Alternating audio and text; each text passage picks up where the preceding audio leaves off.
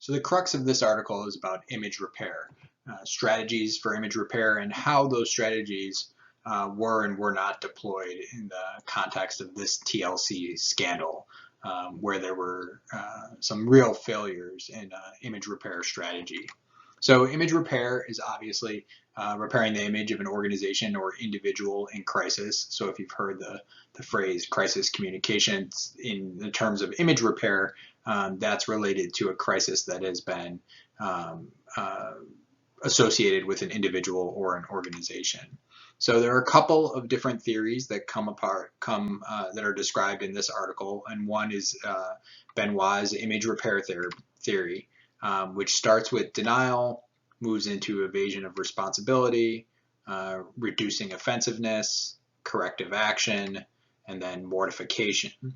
A second theory that's described in the article relates to reputation repair strategies, and that has more parts to it, including non-existence, distance, ingratiation, mortification, suffering, diminishment, and rebuilding. So all of these strategies go through a sort of linear process of attempts to deal with the controversy, and when those attempts are either not successful or the sort of natural progression of the crisis, they move into the next step. In industry, there's something called corporate apologia, and that relates to industry controversies, of which there are many. Industries are interested in preserving their business for themselves, for their shareholders, for their employees. So this is really about self-preservation. This strategy goes through denial, counterattack, differentiation, legal, and apology.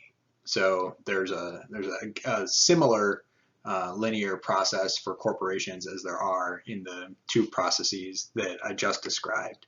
Some examples would have been the Volkswagen emissions scandal, the Equifax data breach, the collapse of Enron, and the Takata airbag controversy, where airbags were exploding and parts were flying off and killing people. So all of these corporations, in addition to many, many others, had to go through this process where they try to preserve themselves. Sometimes they do and sometimes they don't. So, for example, Enron doesn't exist anymore. So there was no apology that they could offer to save themselves. So for the purpose of this article, there are three main areas that are discussed. One is reducing offensiveness, the other is distance, and the other is differentiation. So you'll see how those three areas are applied in terms of the scandal related to the Duggars. In terms of reducing offensiveness, that involves trying to have the public feel less negatively about an individual or a corporation. So the example that comes up in the article is a controversy that Rush Limbaugh got involved in, where he was critiquing someone who had testified on Capitol Hill about women's reproductive rights. And his response was he chose the wrong words. So that was the way in which he tried to reduce negative feelings about what he said. Another was a controversy related to Toyota, where their cars were accelerating uncontrollably and unpredictably and killing people. Their response to that controversy was no serious accidents could be attributed. So in both cases, they were trying to reduce negative feelings associated with their industry. When we get to the next video clip, you'll see how corporate apologies have been successful or unsuccessful.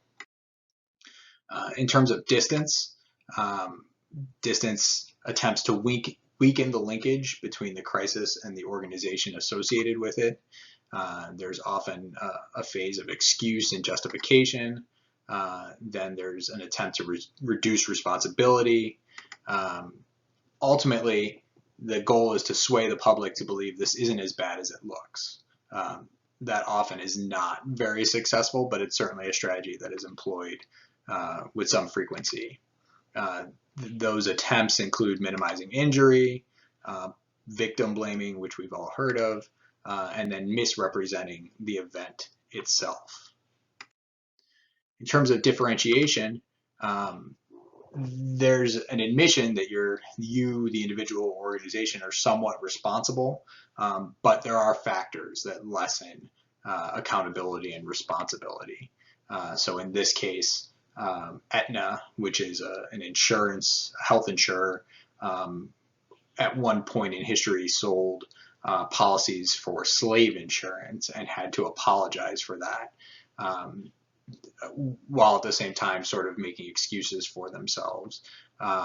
These often seem insincere.